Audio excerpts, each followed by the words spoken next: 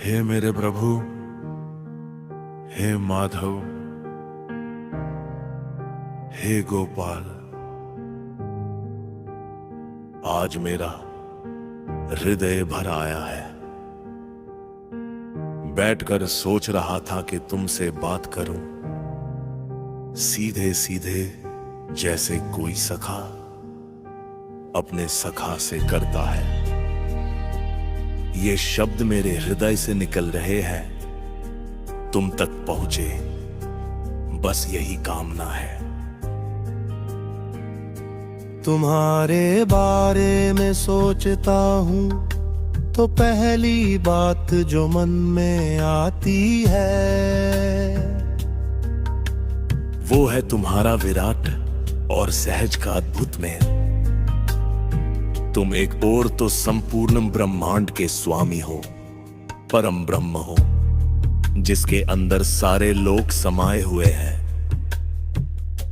अर्जुन ने तो युद्ध भूमि में तुम्हारा विराट रूप देखकर कांप उठा था, पर दूसरी ओर तुम वो माखन चोर हो जो मैया यशोदा की झोली में बैठकर मुस्कुराते हो, जो ग्वाल बालों के संग वृंदावन की गलियों में खेलते हो। क्या कोई और देवता इतना सहज, इतना मानवीय है?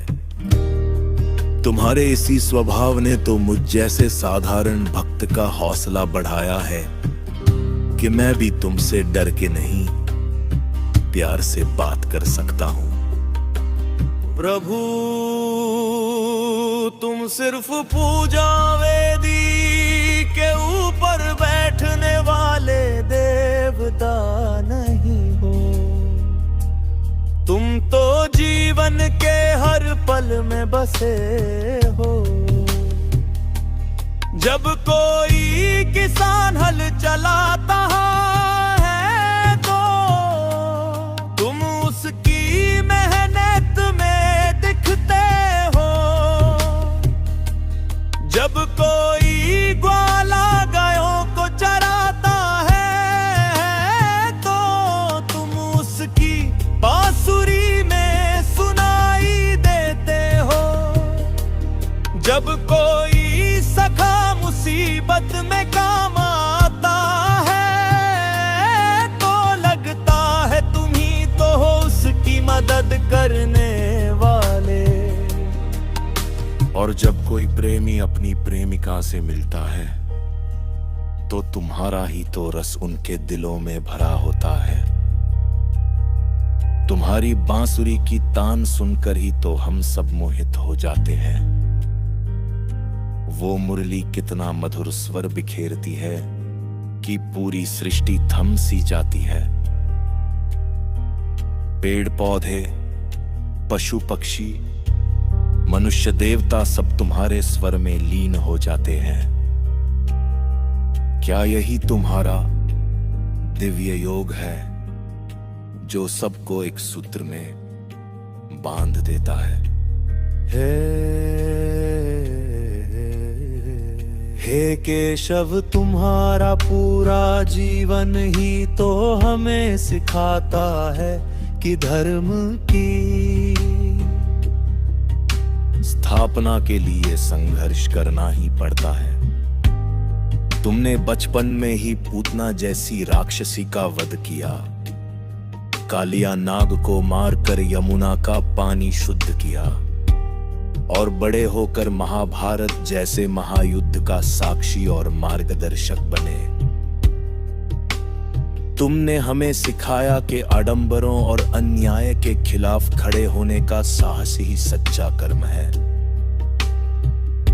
तुम्हारे जीवन का हर पल एक संदेश है।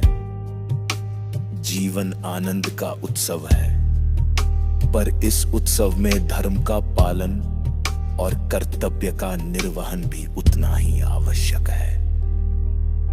प्रभु,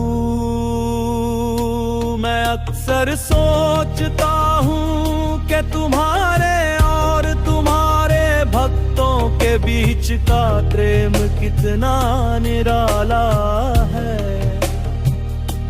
मीरा ने तुम्हें अपना पति